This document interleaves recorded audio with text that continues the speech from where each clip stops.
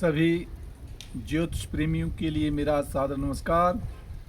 मैं डॉक्टर मस्तराम शर्मा, वैदिक ज्योतिष अनुसंधान संस्थान टूटू शिमला।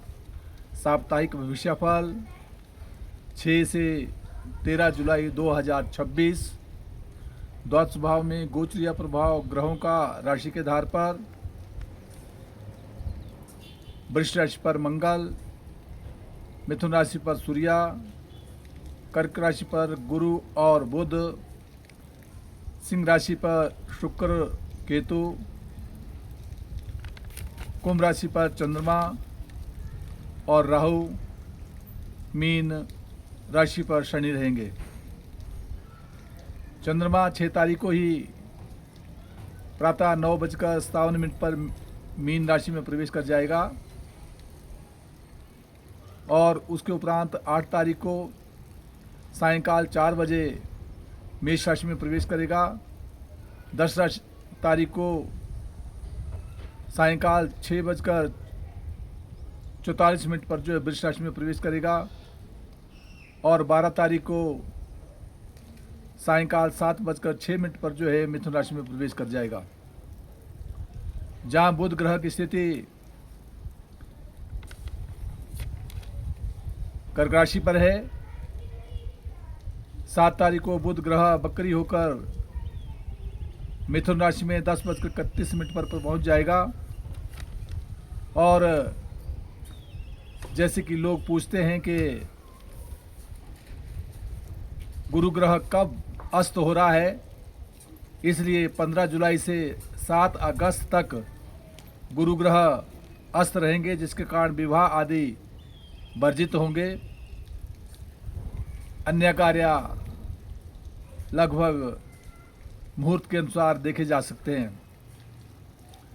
मेष राशि के जातक के लिए समय अनुकूल चला है, जो धन का आगमन करवाएगा और पारिवारिक संबंधों में और साथ प्रेम संबंधों में विशेष बढ़ोतरी को प्रदान करवाता है।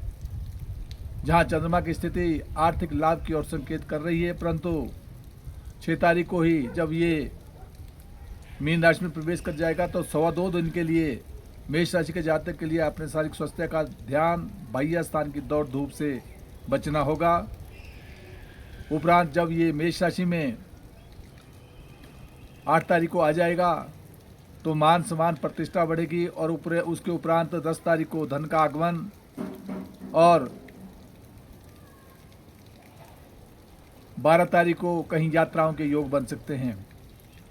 वृष राशि का जातक उसका स्वामी ग्रह शुक्र ग्रह की स्थिति अपने से चतुर्थ स्थान में है और जो अपने सूर्य के घर में बैठा है, इसलिए परस्पर शत्रुता होने के कारण कहीं भूमि के लेन देन में वाद विवाद से बचना होगा। वहाँ माता के शारीरिक स्वास्थ्य का भी विशेष ध्यान रखना होगा। दाम्पत्य जीवन का स्वामी मंगल पूर्ण दृष्टि से अपने सप्तम भाव को देख रहा है, इसलिए पारिवारिक संबंधों में विशेष बढ़ोतरी और व्यापार से सफलता मिलने की ओर संकेत कर रहा है। जहां चंद्रमा राजपक्ष से प्रोन्नति के योग दे रहा है, साथ नौकरी का योग बन रहा है। उसके उपरांत ये चंद्रमा जब मीन राशि में प्रवेश कर जाएगा तो आर्थिक लाभ और भाइयों के साथ सौहार्दमय वातावरण बना रहेगा। उपरांत चंद्रमा जब मेष राशि में प्रवेश करेगा 8 तारीख के उपरांत, तो इसलिए 102 दिन के लिए विशेष ध्यान रखना होगा। परंतु जब राशि पर ही आ जाएगा तो विशेष प्रकार से सफलता मिलने की ओर संकेत करता है। मिथुन राशि का जातक उसका स्वामी ग्रह बुध ग्रह की स्थिति अपने से दूसरे स्थान में है और दूसरे स्थान में होने के कारण जो है धन के संदर्भ में कुछ कमी आने की ओर संकेत कर रहा है। परंतु बकरी होने के कारण बुध ग्रह जब ये मिथुन राशि में प्रवेश कर जाएगा तो मान सम्मान प्रतिष्ठा और कहीं विशेष सफलता की ओर संकेत करता है।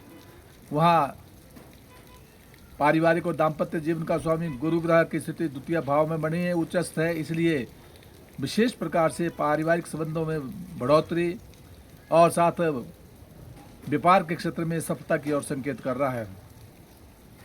जहाँ चंद्रमा की स्थिति धर्म कर्म की तरफ रुचि बढ़ाता है, उपरांत नौकरी में लाभ और उसके उपरांत आर्थिक लाभ की ओर भी संकेत करता है। परंतु जब ये वृष राशि में पहुंच जाएगा तो इसमें विशेष करके जो है 10 तारीख के उपरांत जो है 2.25 दिन के लिए बाह्य स्थान की दौड़ धूप से बचना होगा, ब्याह होने की संभावना बनती है। और जब राशि पर ही आ जाएगा तो मान और सम्मान और प्रतिष्ठा 12 तारीख के उपरांत प्रदान करेगा। कर्क राशि का जातक उसका स्वामी ग्रह चंद्रमा अपने से अष्टम स्थान में, इसलिए चोट इत्यादि से बचना होगा। और साथ जब ये भाग्य स्थान में चला जाएगा तो धर्म कर्म की तरफ रुचि बढ़ेगी, उपरांत राजपक्ष से मान सम्मान और उसके उपरांत कहीं यात्राओं के योग। और जब ये राशि से 12वें भाव में पहुंचेगा अर्थात 12 तारीख के उपरांत तो कहीं 2.25 दिन के लिए शरीर संबंधी कहीं बाह्य स्थान से चोट इत्यादि से भी बचना होगा। सिंह राशि का जातक को स्वामी ग्रह सूर्य ग्रह की स्थिति अपने से विशेष करके एकादश स्थान में परिश्रम के द्वारा कार्य क्षेत्र में सफलता को प्रदान कर रहा है। वहाँ दाम्पत्य जीवन का स्वामी शनि अपने से अष्टम में है, इसलिए सिंह राशि के जातक के लिए पत्नी संबंधी शारीरिक स्वास्थ्य का विशेष ध्यान रखना होगा। दौड़ धूप बनी रहेगी। राशि पर केतु है, इसलिए क्रोध पर नियंत्रण रखना होगा।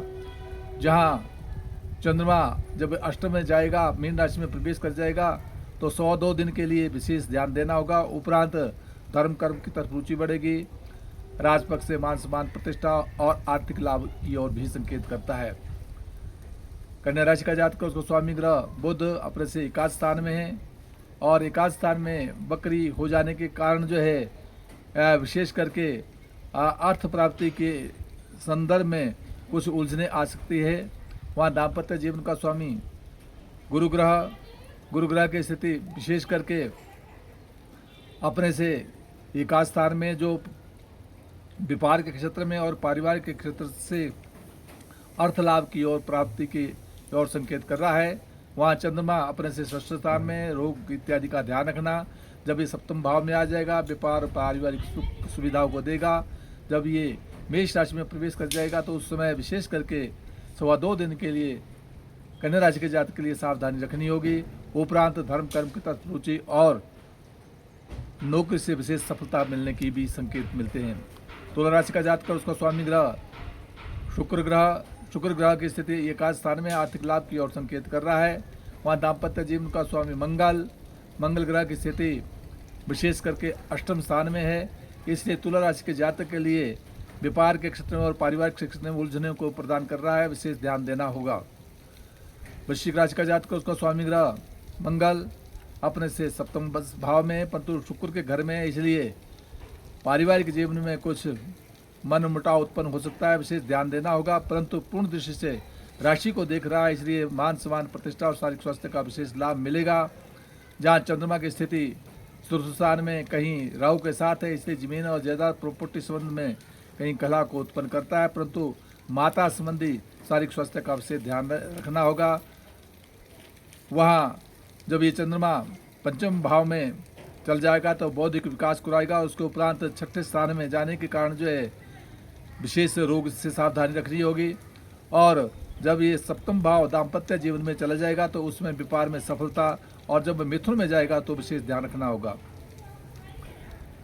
धनुराशि का जातक उसका स्वामी ग्रह गुरु ग्रह की स्थिति गुरु अपने से कर्क राशि में विराजमान है, जो अपने से अष्टम स्थान में है परंतु उच्चस्थ है, इसलिए मान सम्मान और प्रतिष्ठा बढ़ी रहेगी। दाम्पत्य जीवन में सूर्य विराजमान है, इसलिए व्यापार के क्षेत्र में कुछ उलझनों के साथ आगे बढ़ेंगे। चंद्रमा परिश्रम के द्वारा कार्य क्षेत्र में सफलता, आर्थिक लाभ और यात्राओं के योग बनाएगा, और साथ वो जमीन जायदाद और प्रॉपर्टी और जहाँ कहीं शिक्षा के क्षेत्र में सफलता को प्रदान करेगा। इस प्रकार से जब ये मिथुन राशि में प्रवेश कर जाएगा तो व्यापार में सफलता को भी देगा। मकर राशि का जातक उसको स्वामी ग्रह शनि ग्रह की स्थिति अपने से तीसरे स्थान में परिश्रम के द्वारा कार्य क्षेत्र में सफलता को प्रदान करता है। मान सम्मान प्रतिष्ठा बढ़ेगी। वहाँ दाम्पत्य जीवन में गुरु का होना 1 वर्ष के लिए विशेष सफलताओं को देता है। व्यापार में सफलता, पारिवारिक संबंधों में विवाह आदि सुख मिलने की पूर्ण संभावना बनती है। वहाँ जहाँ चंद्रमा की स्थिति बनी हुई है, चंद्रमा विशेष करके धन का आगमन कराएगा। उपरांत यात्राओं के ऊपर होगी और उसके उपरांत जमीन जायदाद प्रॉपर्टी का लाभ मिलेगा और उसके उपरांत जो है शिक्षा में सफलता भी मिलेगी। कुंभ राशि का जातक उसको स्वामी शनि अपने से द्वितीय स्थान में है। द्वितीय स्थान में परिश्रम के द्वारा कार्य क्षेत्र में आर्थिक लाभ की ओर संकेत कर रहा है। वहाँ राशि पर राहु होने के कारण और दाम्पत्य जीवन में केतु होने के कारण जो है पारिवारिक संबंधों में सौहार्दमय वातावरण बना के रखना होगा। कुछ उलझने उत्पन्न करता है।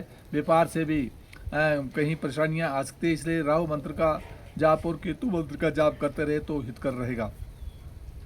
मीन राशि का जातक उसका स्वामी ग्रह गुरु ग्रह की स्थिति अपने से विशेष करके पंचम भाव में रहेगी, इसलिए मीन राशि के लिए जातक के लिए ये सारा वर्ष जो है विशेषकर संतान पक्ष से सुख देगा। नौकरी के क्षेत्र में प्रोन्नति के योग बनेंगे।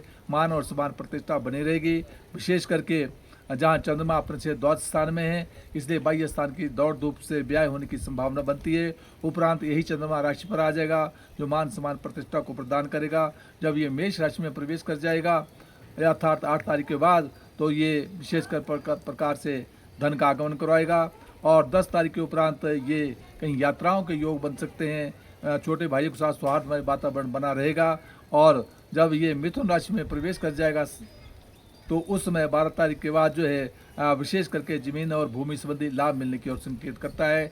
जिन जिन भाव का जो स्वामी बनता है उन भाव के स्वामी का मंत्र का जाप करना हितकर रहेगा। जय हिमाचल, जय भारत।